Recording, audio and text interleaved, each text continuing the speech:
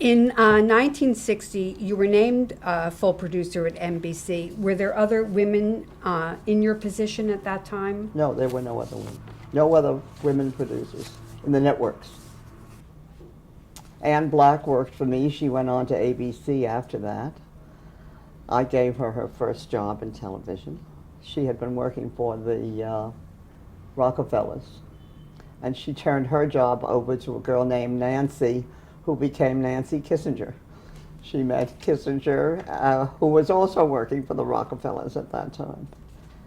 Most of the women who worked at NBC in those days, when I came on as producer, were stenographers, gophers.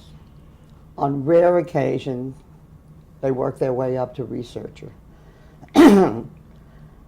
On even rarer occasion, I would hire them as associate producers. None of the other guys did. None of the other producers did. Shad Northshield was a producer. God, the man who we call the White Fang, who became NBC News president, was a producer. None of them hired women.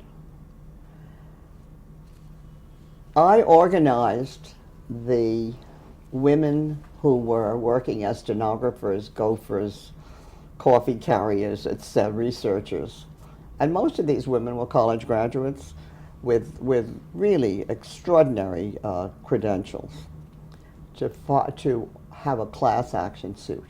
I couldn't do it. I had to be behind the scenes because I was the token executive with a decent salary and with whatever a producer was able to gain at that point.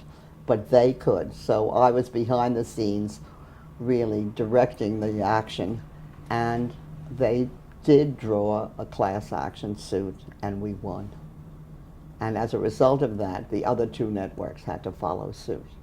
Now, the second thing I did at the same time was that I insisted I wanted, when I did the program in China, which was a very involved and advanced project, and I needed, and even before that, even during some of the times when we did filming for Nation's Future, and we needed a double crew for editing, there was a girl who I wanted to have edit for me, a woman named Kathy Fields. Kathy Fields was working as an ERA, an editing room assistant, which meant she swept the floor. She also did not belong to the union. The union did not have women editors or in the editing union.